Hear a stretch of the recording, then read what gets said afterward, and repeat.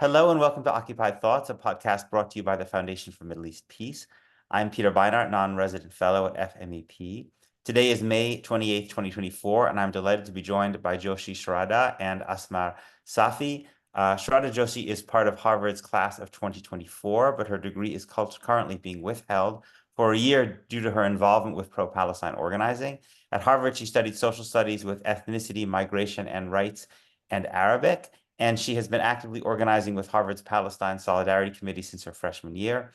Next fall, she intends to pursue her MPhil in sociology at the University of Cambridge as a Harvard UK Fellow, although her plans are now in flux due to her degree status. Asmer Safi is an undergraduate student at Harvard, hailing from Pakistan, studying social studies and ethnicity, migration, and rights. He was expected to graduate in May of 2024, but his degree was withheld by the Harvard Corporation on account of his participation in pro-Palestine activism on Harvard's campus. Asmer is a Rhodes Scholar from Pakistan and was scheduled to matriculate at Oxford in the fall of 2024 to pursue an MPhil in intellectual history. I wanted to talk to Asmer and Shraddha because there has obviously been so much media attention to what's happened on college campuses, but oftentimes not with, I think, sufficient input from the people who are doing the organizing themselves. And now that the semester at most universities is kind of coming to a close, I wanted to see if we could talk about their experience as a way of trying to perhaps understand some of the deeper dynamics at work and where this all may lead in the future. So thanks so much for joining us. Thank you. Thank you.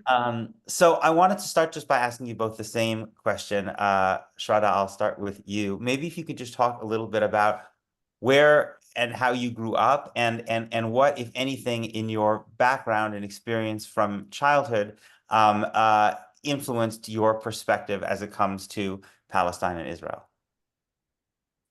Yeah, so I'm Indian American from Texas, and I think to some degree the experience of racialization and being an immigrant has definitely shaped the way I see the issue of Palestine and see social justice in general.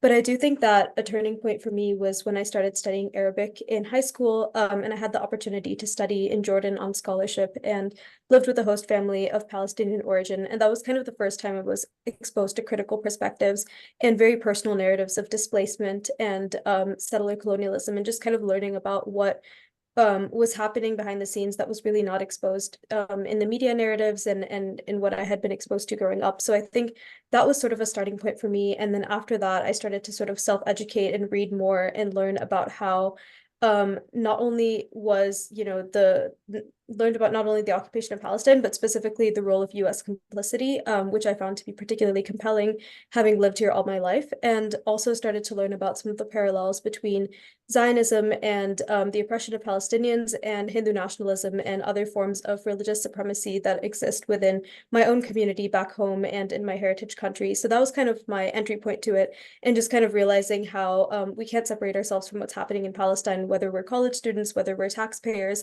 And that's really what drew me into advocacy when it came to Harvard. And that's when I joined the Palestine Solidarity Committee in my freshman year and kind of took things from there. Asma, I want to go to you, but I wanted to just follow up, Shraddha, on one particular point you made, which was the analogies that you saw between Zionism and Hindu nationalism. And I'm curious about that, particularly because there's been some reporting recently about the way in which kind of pro-Narendra Modi organizations, pro-Hindu organizations have actually used pro-Israel organizations as a kind of a model, with a discourse of Hindu phobia as kind of modeled on anti-Semitism to delegitimize criticisms. I'm curious whether you found that whether you found that because of that, the power of that analogy, your own support for Palestine and Palestinian rights is actually in some ways has put you at odds with some folks from who are kind of from the South Asian Hindu community at Harvard or beyond, who may actually, because of their identification with Hindu nationalism, take a more sympathetic view of Zionism than yours. Yeah, 100%. I think that, you can't be in full solidarity with Palestine or be anti-Zionist without recognizing these forms of oppression and how they manifest in other parts of the world, including India and including, white supremacy here in the US. And I think What you mentioned is super spot on about how Hindu nationalists, especially in the United States, have built their lobbies and their political organizations off of the playbook of Zionism. There's parallels between the ADL and other groups that sort of aim to use this language of liberal inclusion, but in reality are pushing very supremacist agendas. And so we see that. But what we also see is this flip side of solidarity, and a lot of South Asian progressivism is very much tied to support for Palestine. And one thing that I've been interested in looking at more, and particularly in my own thesis was about this, was looking at how South Asian progressive spaces invoke Palestine as a symbol or as this like point of solidarity in order to grow their movements, and also how sort of the Palestinian analogy can be used to push South Asian progressivism.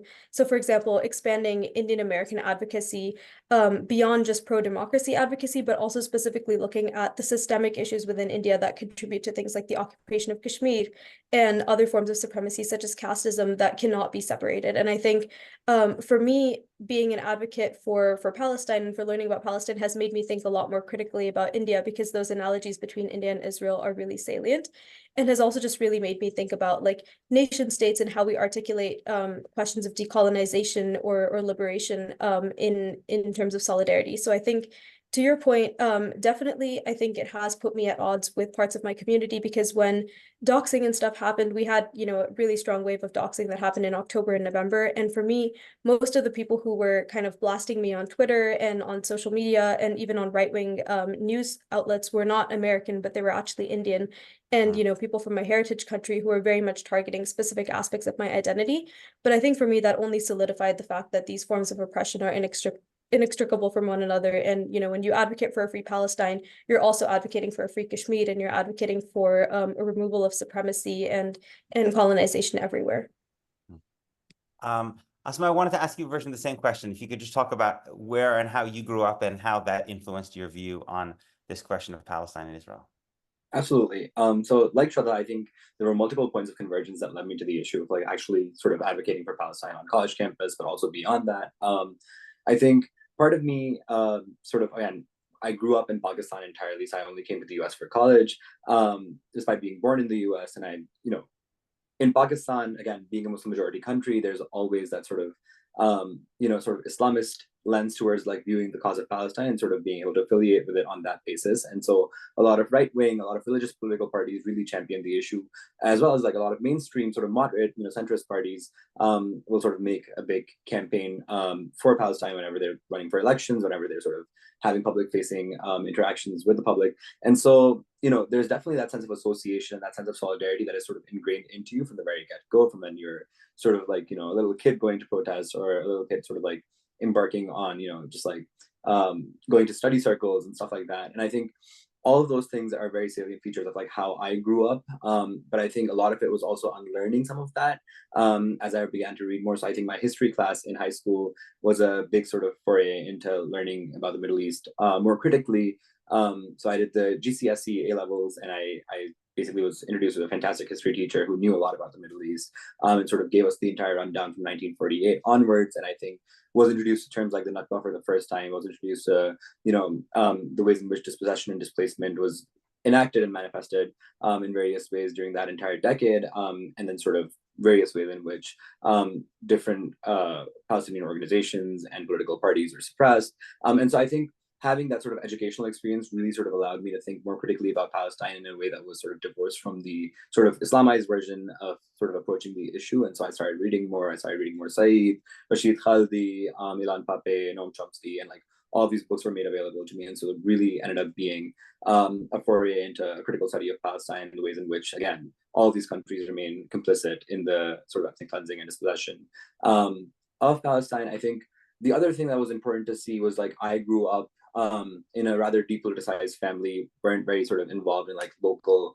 political engagements, but at the same time, we're still victims to a lot of entanglements with the military establishment of Pakistan. And so constantly saw that happening around me, constantly saw that oppression manifest around me with my friends, with my peers, particularly in the context of the war on terror. And I think a lot of that sort of drew us closer to understanding the ways in which, US imperialism and American imperialism sort of shapes the ways in which these conflicts sort of create ruptures in communities such as like my own in Pakistan. And I think also simultaneously seeing the ways in which, the military establishment, which is basically which has been basically bankrolled by the United States for quite some time, has essentially engaged in similar forms of oppression in Pakistan. So, for example, issues in Balochistan, issues in bordering regions to Afghanistan, have semblances of what looks like occupation, what looks like apartheid, and what looks like forms of enforced disappearances and stuff along those lines. That I think those parallels became very, very clear and evident to me as I was growing up, and I think made it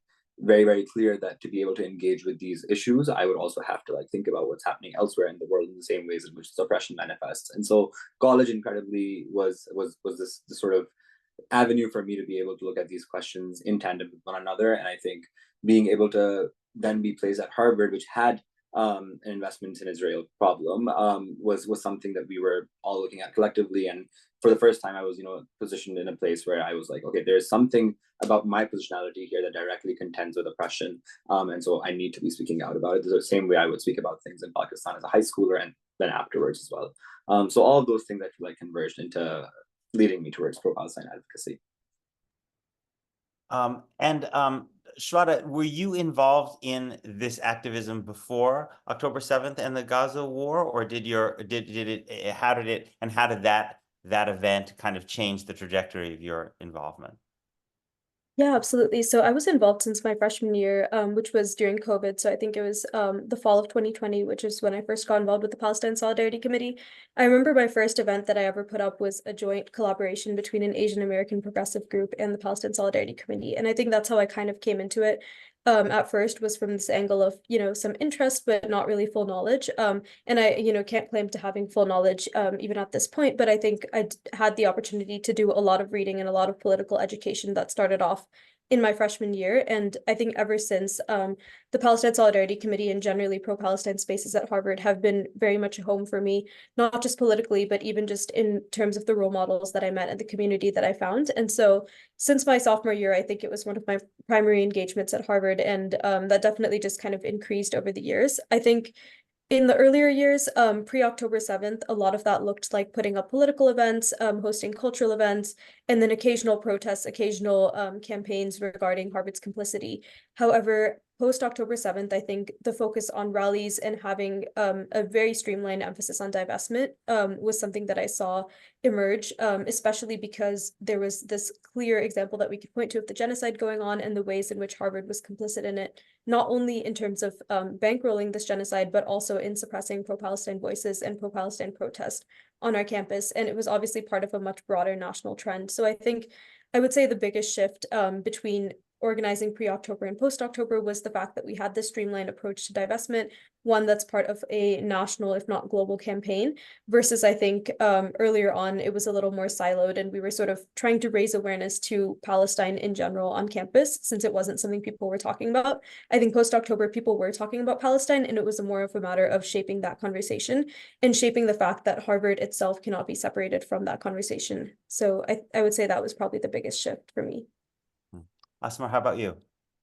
Yeah, similar. So Shraddha and I actually became friends through Palestine organizing, and we've been involved for the better part of the last 4 years. I think similarly, just the conversation around Palestine was more centered towards raising consciousness, raising awareness, and would be a little more sporadic than we've seen since October 7th, and for good reason as well, because we have a genocide unfolding before our eyes. And I think it's for us as organizers, I think the focus then became more about how we capitalize on the conversations that are already existing and the ways in which people are now beginning to at least engage with Palestine, and how to shape that conversation in terms of our own positionality and the ways in which we engage with the conversation as Harvard students in particular. Because I think there's ways about sort of engaging in that conversation more generally. You have all this engagement on social media. You have images being reshared, videos being reshared. But I think what's important to understand is how people themselves are being affected by the genocide and the ways in which things are unfolding in Palestine, but also the ways in which we are affecting that. And I think for us, then that became, again, the conversation about divestment, but also simultaneously understanding that political education now needs to go side by side with more of an action-oriented approach towards cultivating dialogue about how we can get Harvard to pull out those investments. And that's what resulted in the encampment eventually, It's also a matter of thinking about, pro-Palestine freedom of speech and the exception to Palestine speech. I think that was a very important tenet that we sort of honed in on post-October 7th, because we saw a crackdown on protests. We saw new rules being made to be able to suppress dissent about Palestine on Harvard's campus. We saw the ways in which doxing, though it was happening and targeting brown and black students in particular on Harvard's campus, there was no sort of effort on part of the administration to really sort of focus on the fact that like this is a sort of a consequence that students are experiencing, and no accountability taken for that. So I think all those conversations sort of shifted and became more siloed towards the genocide itself, and the ways in which the student front for liberation of Palestine and beyond sort of was impacted as a consequence of that. And I think sort of steering the conversation on divestment, steering the conversation on Palestine then became our primary responsibility, and led to a sort of concerted effort to have more consistency in what we're doing, more action, and more sort of a visible presence on campus at all times.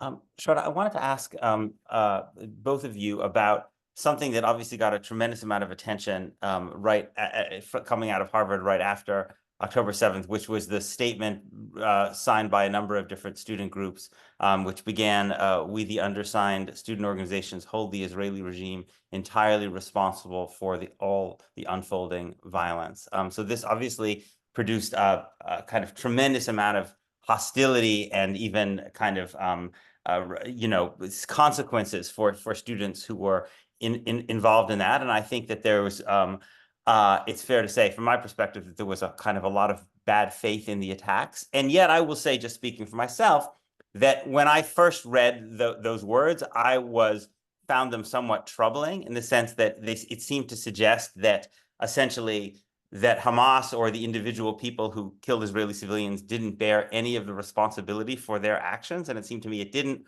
walk the line that I would have liked to see between contextualization within a system of oppression and a recognition that there is still moral responsibility for what individual people do, even under context of tremendous oppression, as I think we would all agree Palestinians are in. So I'm just curious how you reflect on that letter, now, whatever, 8 months afterwards, and on the debate that it produced.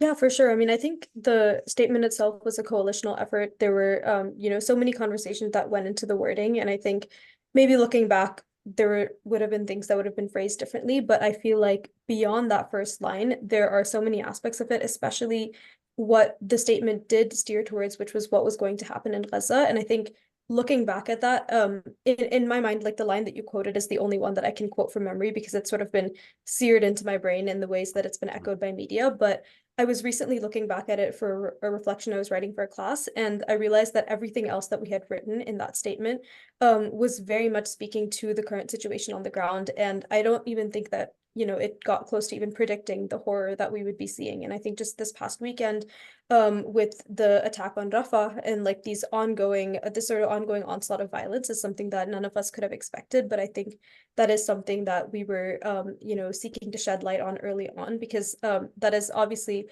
what a lot of Palestinians saw to be the obvious outcome of the situation at the time. But I don't think anyone could have really seen it unfolding to this level of immense genocide. And so I think, I mean, looking back, the wording and such is always something that could have been improved or debated further. But I think the points itself and the contextualization of violence, and specifically, I think the ways in which violence that is structural is often shown to be transparent or kind of ignored, is something that the statement was seeking to push back on.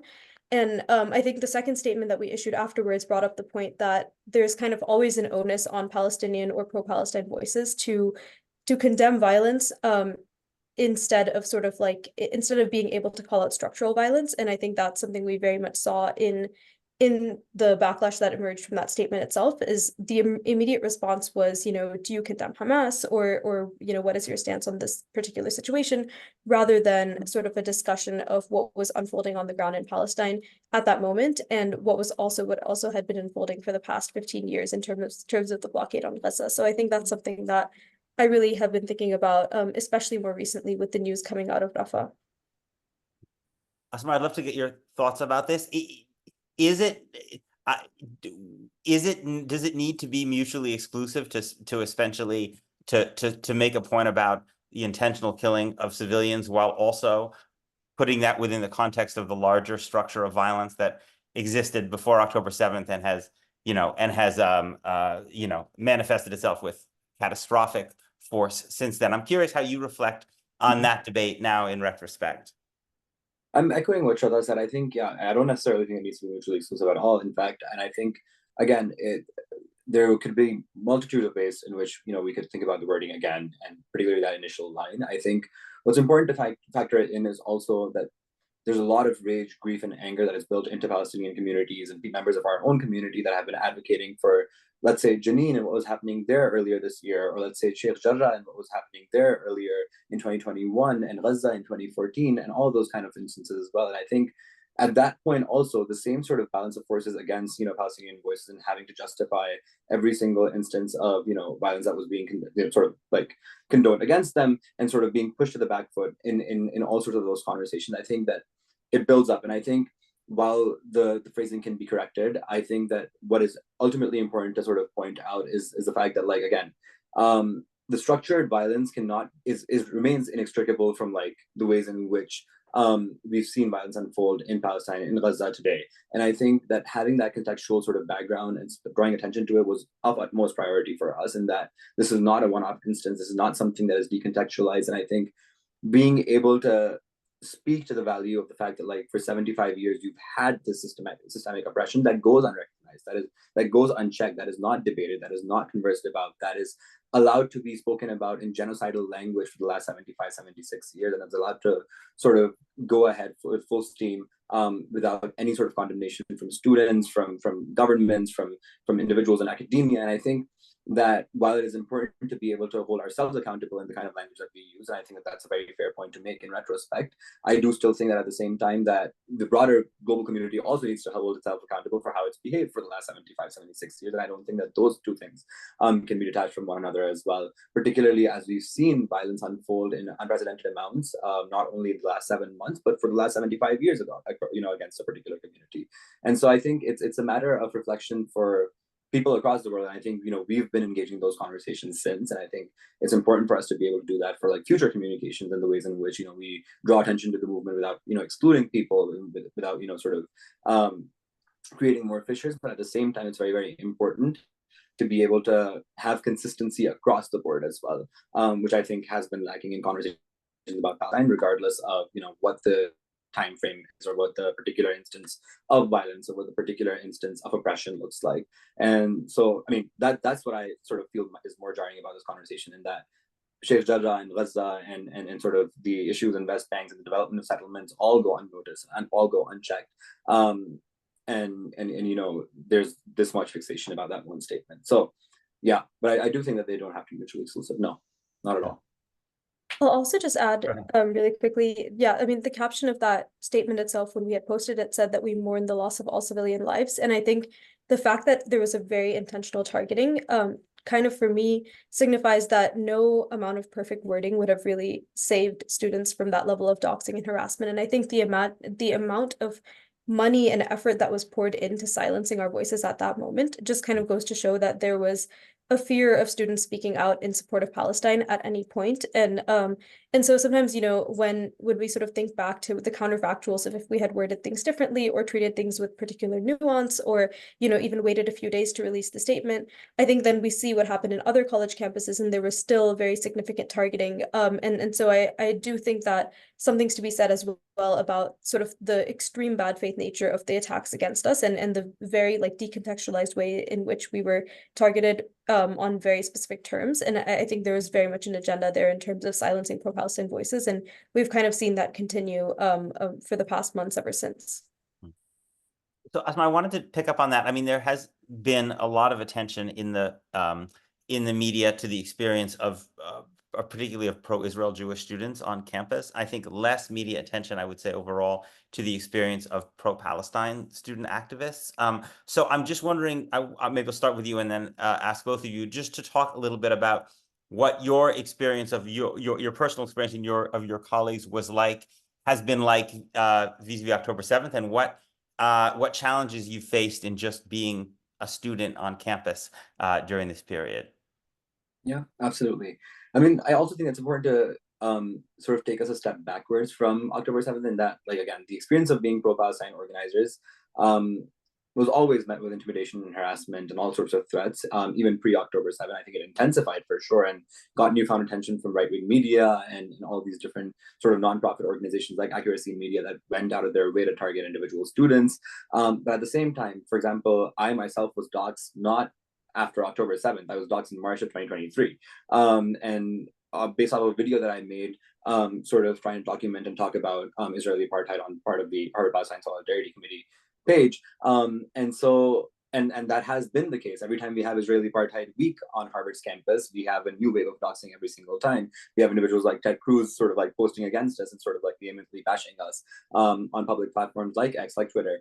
And that obviously leads to more backlash. That obviously leads to more, threats to our, name, to our families. And so I think October 7th just sort of did that, but on a much wider sort of frame. Like, it targeted individuals that were unaffiliated with the statement, were tangentially part of random organizations in a lot of cases. Blanketly targeted individuals that were just brown and black and sort of had Muslim sounding names, for example. As organizers, we experienced, I think, what was a much more daunting sort of just an experience in general. I think thinking back about it right now, I mean, we had individuals. We had our names on a doxing truck that was parading across campus at any given point, calling us Harvard's leading anti-Semites. These doxing trucks then showed up to people's houses and paraded, their names and faces in their communities, obviously creating threats for their families. Obviously, the internet, as Shraddha said earlier, was going berserk, trying to target us. People's phone numbers, like I was getting death threats to my phone number. People were getting rape and assault threats throughout the course of like the 2 months that followed October 7th. And again, the university obviously was not equipped to like deal with any of these things, did not condemn the doxing truck, despite other universities, for example, Yale and Columbia, all of them went out and came out in support of students that were being doxed and harassed. Our university did not do that. In fact, President Colleen Gay told me as such that, it's not within her rights and her purview to be able to do such a thing and to be able to condemn the truck, because it's a free country, people can do whatever they want. And so that's the kind of callousness that we witnessed. I think that experience, on the one hand, while it scared a lot of people out of actually joining organizing spaces and making their faces and names public when it comes to speaking about Palestine, in a lot of cases emboldened quite a lot of others, because people saw the material effect of how just speaking out in what you believe in leads to incredibly harmful impacts for a lot of students. And so people within our student communities were also emboldened simultaneously to be able to take our side and to be able to stand up in sympathy and solidarity with what we were going through. But all in all, it was a particularly horrible experience for that entire semester from October to December. I think we were all emotionally, mentally, physically completely drained as a consequence of having to not only organize, but then simultaneously also having to engage with doxing, intimidation, and harassment on such an unprecedented scale, and having very material threats to our lives and our well-beings. But Shraddha can speak more, I believe. Shraddha, please go ahead. Yeah, I mean, I had a similar experience in that I was put on Canary Mission, which is one of the primary doxing sites, much earlier on. So it was the summer of 2023. So I think that for me, at a personal level, what was more shocking was to see whole communities go through this experience of, like large members of the South Asian community, the Arab community, the Muslim community, Black community were being placed on these sites. And then there was the truck that was going around practically on campus for a month. We went to Harvard Yale to watch the football game, and the truck was there with our faces on it, which was just really jarring and surprising to see. And I think what was just as shocking was not only the scale of intimidation that was happening from the outside, but was Harvard's callousness towards dealing with any of it. And so, I mean, I just remember so many meetings with top-level administrators, with students crying, students saying that they don't feel safe going to their classes because they wear hijabs or because their face has been put on this truck. And, administrators are looking at us with stone cold expressions and having absolutely no response. Or at the most, I think we got like behind closed doors some words of sympathy, but no willingness to take this public or no willingness to even publicly give students the reassurance that they have a home at Harvard and that they're safe at this institution. And I think this was an experience that was happening not just to individual pro-Palestine students, but just to whole communities of color and communities of particular marginalized backgrounds.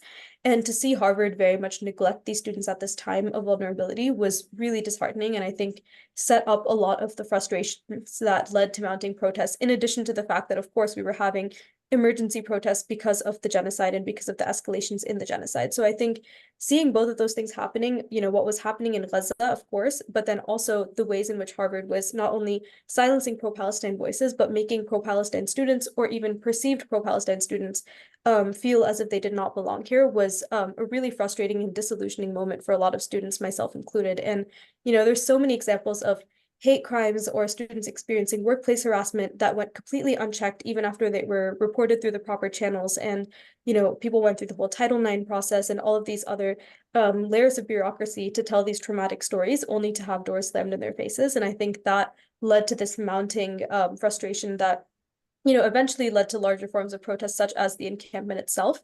And I think when the fall semester ended, we kind of hoped that the turn of the semester would hopefully, reveal a better tone for the ways in which we were treated. But we came to campus and we were face to face with new restrictions on protest policies and an expansion of what's considered to be disruptive.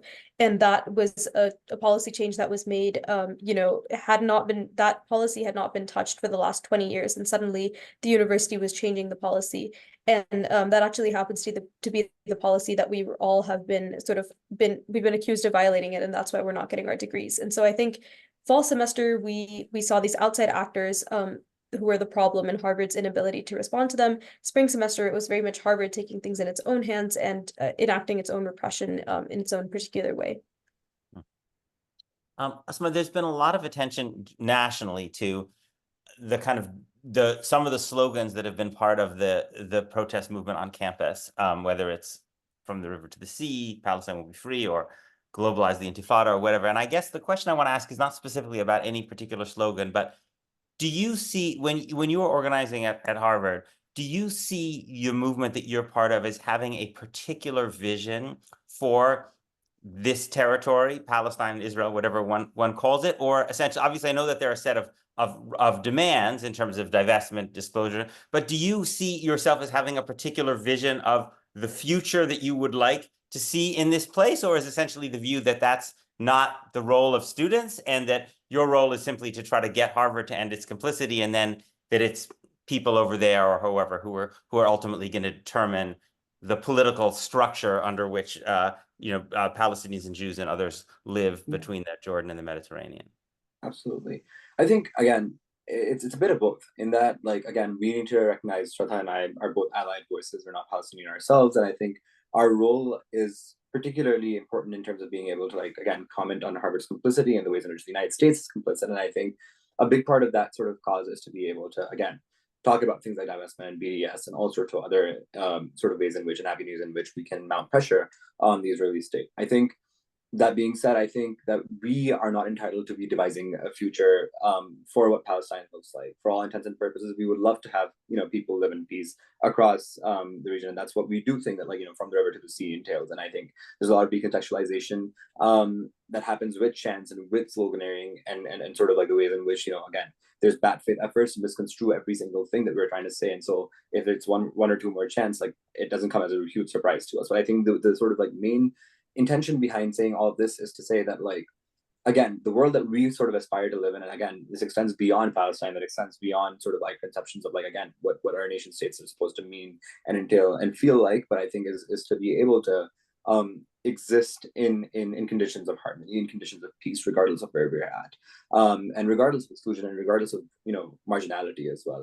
I think the only way in which we can approach that step and even begin to have that conversation about what a future for the Middle East looks like and what a future for Palestine and Israel looks like is when we have a denunciation of the conditions of genocide, of occupation, of apartheid, of all of these different things, of ethnic cleansing, an acknowledgement of the fact that the Nakba happened and is continuing to happen, and the fact that dispossession is sort of built into the DNA of how Palestine is being treated continuously over the last 75 years. And so I think that mere acknowledgement not being there right now is sort of the more damning thing about all of this, is that that's where my energies are supposed to go to, an acknowledgement of the idea that, like, there are problems that exist. There are problems that can only be solved if Israel is not, sort of given a sort of a free hand to be able to do whatever it is doing, and that can only be done if there is mass discourse and mass pressure and mass sort of divestment from the country itself. And I think sort of honing in on that aspect of things is where we even begin to confront the idea that these genocides and the forms of ethnic cleansing and the forms of apartheid and occupation are problematic in essence, right? I think that's the precondition to be able to have any conversation about peace and harmony and what an ideal version of a Palestine or Israeli state looks like in the future. But I think contending with those realities is so much more important. I'm sure Shraddha has more thoughts, but I think that acknowledgement is where we begin. Yeah, I mean, I think I would mainly echo it. I think the first aspect of where I see like my role to be in this, once again, as a non-Palestinian, is to sort of build recognition for the fact that the Palestine issue and what is happening in Palestine is also a campus issue. It's a Harvard issue. Whether that means talking about repression, whether that means talking about how it's not safe to be pro-Palestine on this campus, or whether that means advancing conversations about divestment. So I'd say that is the first part, the very real specific material moral complicity that Harvard has, and figuring out how to sort of shift the conversation there. But then the other thing is also setting the terms of debate on our campus in terms of how Palestine is discussed. And so when we talk about coexistence, when we talk about harmony, is the Nakba a precondition? Is the acceptance of the Nakba having happened a precondition for that conversation, or is it something that is still being debated? Because I think that is a term that we reject. We would be rejecting any conversation that does not first lay as its basis the subjugation and the elimination and ethnic cleansing of the Palestinian people as necessary for the establishment of the Israeli state in 1948. And I think those historical facts and that grounding in those historical realities, largely guided by human rights law and international humanitarian law, is what very much guides the way that we see the conversation to be shaped on Harvard's campus. And I think that's less about drawing political futures for the region, but more about how do we talk about oppression as it's occurring now, and how do we also amplify voices from the ground. And that often means bringing in guest speakers. That means, hosting conversations between various Palestinian scholars and activists who may not see eye to eye on these types of higher level issues, but can really enrich a conversation that is grounded in these ideas of liberation and these ideas of human rights that I think a lot of us hold to be necessary in order to have any conversation about, Palestine or the quote unquote future of the Middle East. So I think that's how I would understand it. And I think when it comes to the chants, it's really unfortunate that people will take liberatory calls such as from the river to the sea and sort of twist them in this particular manner. And we've seen that coming from our own university leadership. Like in November, President Claudine Gay sent out a university-wide email saying that particular chant was making students feel unsafe. And I think the response to that is not to take the chant off the table, but rather to increase the political education efforts and to show our campus that this is indeed a liberatory call that is not meant to, to put forth an exclusionary or an elimination-based agenda, but rather to sort of enact the values that we want to see in a liberated world. And I think the same goes for this idea of the Intifada and the student Intifada in particular, which is something that we've been talking about a lot. I know that, earlier on in the year, we sort of did shy from using these terms because of all the backlash associated with them. But I think over the months, we've sort of realized that the solution to this is not necessarily to curtail our own language, but to really think about how we can build awareness and build political education and shift the conversation on our campus to think more about social justice and think more about liberation, and to sort of expand our vocabulary as well. I guess I'm interested in that last point you made, and I felt like both in the statements you were making about when we talked about the post-October 7th statement and this, I felt like you came down to the place where I felt like what you came down to was basically they're bad faith interpretations of these statements. So essentially, it doesn't really matter what we say, because no matter what we say, it's basically going to get this negative response. To play with slightly devil's advocate, as just someone who spends a lot of time in Jewish spaces where there are a lot of people who have a different perspective. I think that it is striking to me that that many of these slogans seem to have an ambiguity about them, both about different forms of resistance that adheres to international law and resistance that doesn't adhere to international law, and an ambiguity about the question of what liberation means in terms of the role of Israeli Jews. So Palestine can be free from the river to the sea could be seen as a call for a secular democratic Palestine in which Jews, Muslims, Christians all live together, right? But it's not necessarily inconsistent with an Algeria model as well. And I think intifada can connote peaceful resistance or resistance that conforms to international law. It also was invoked. It was also suicide bombing was used during the second Intifada. So I guess just to push back slightly, I'm curious for either of you, don't you think that there would be some value, if only strategic, about making clear that this is a vision that this is a movement that supports resistance according to international law and that has a vision of equality for all people, as you were suggesting, rather than a model in which settlers essentially go back somewhere else?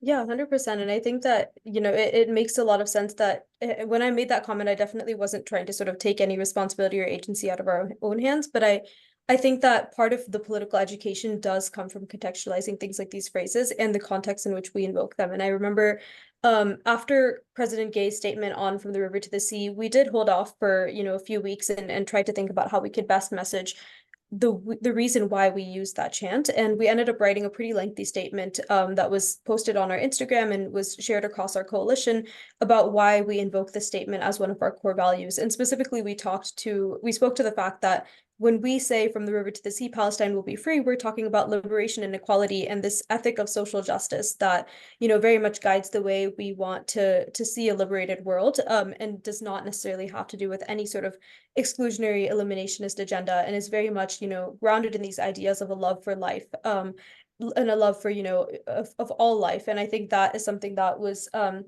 really important in the way that we were messaging about it. And I think likewise, the same goes for the ways in which we talk about the Intifada.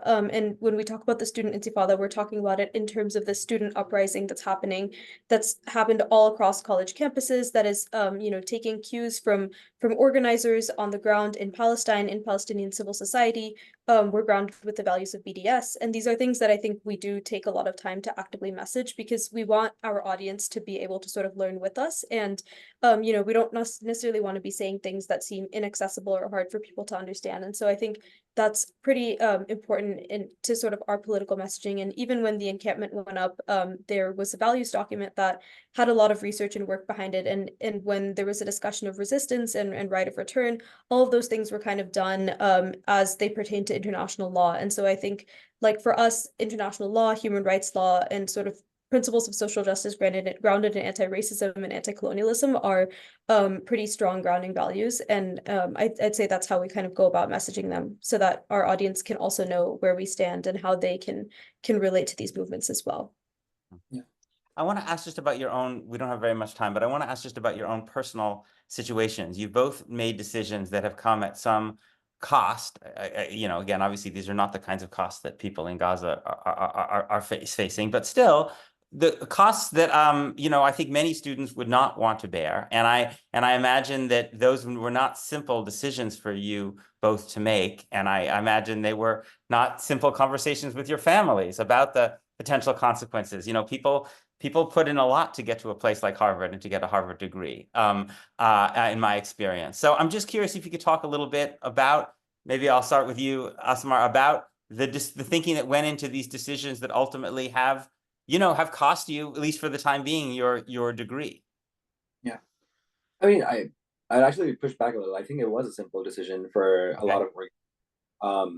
I think the comparison with Gaza is, again, something that we can't even begin to fathom and begin to imagine. And I think that it's, if anything, it motivates us like genuinely put things on the line for a cause that we care about and for people and lives that we care about. I think, obviously, I'm not saying it wasn't a tough conversation with family. That definitely was part of it. But I think at the same time, in terms of, organizing ability, and in terms of like really trying to demonstrate to students at our university and beyond that like this is something that we are willing to do for the for the cause itself, I think it was a simple decision. And I think what is important to note is not necessarily our willingness, but also the university's willingness, like, go the extra mile, break from precedent, and sort of deliver these sanctions in an unjust and unfair manner. It's not like we weren't expecting consequences. I think everyone, by virtue of being a Palestine organizer at this point, knows that, like, regardless of what you say, how minimal you say, how visible you are, there are consequences waiting for you, whether that's in the form of doxing, intimidation, or harassment, or some kind of administrative sanction, given that these new protest regulations are being readily instituted and introduced for us.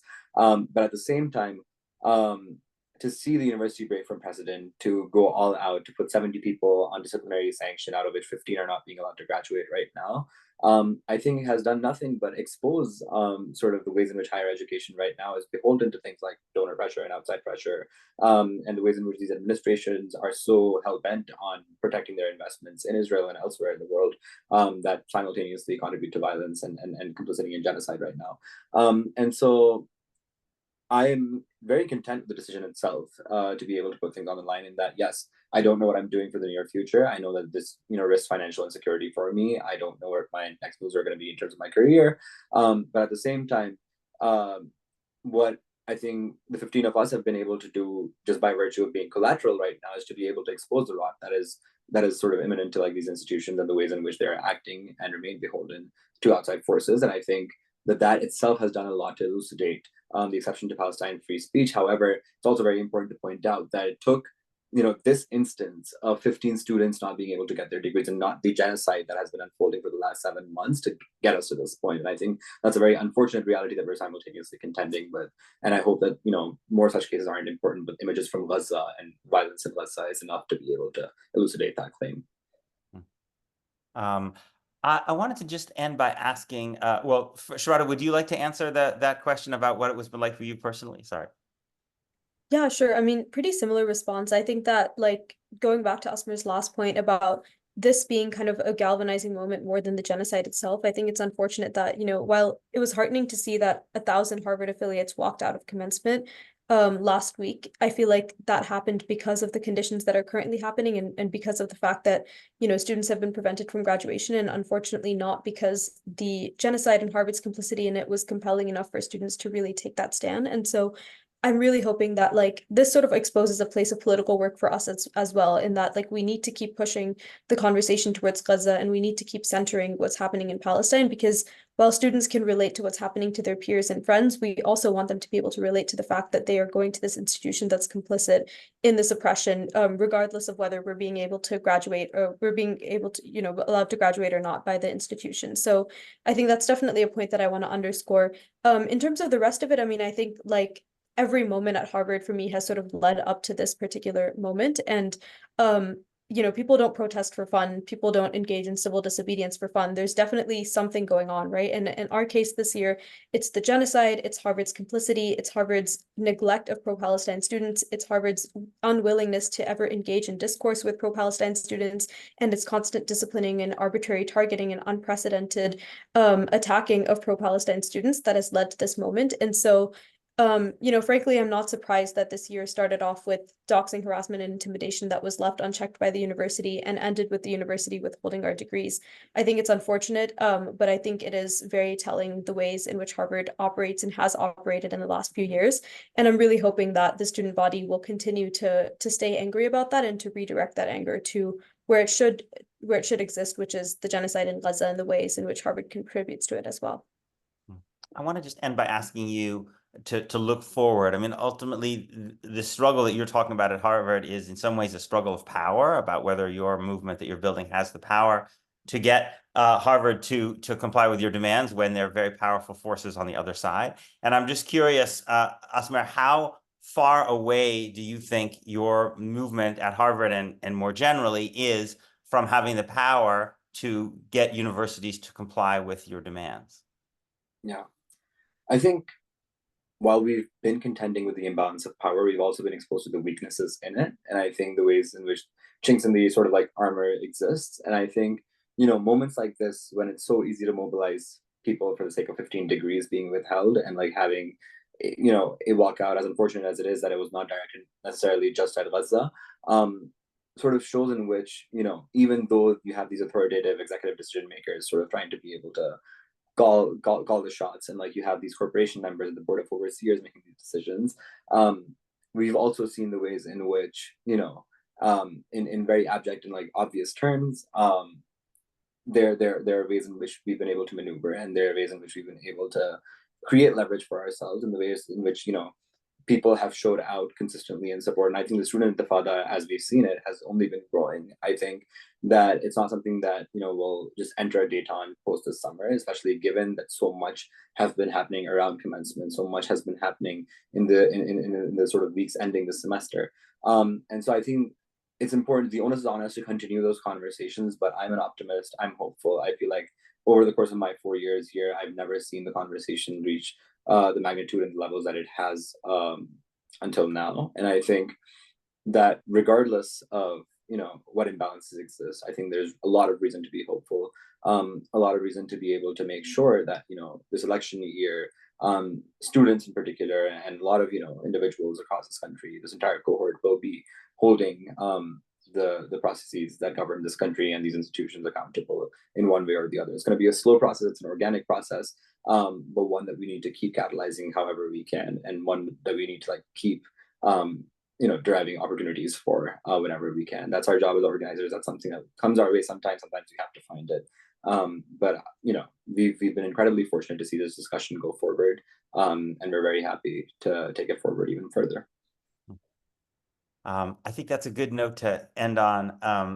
Thank you so much, Asmer and Shraddha, for joining me today, and thank you to our listeners for tuning into this episode of Occupied Thoughts.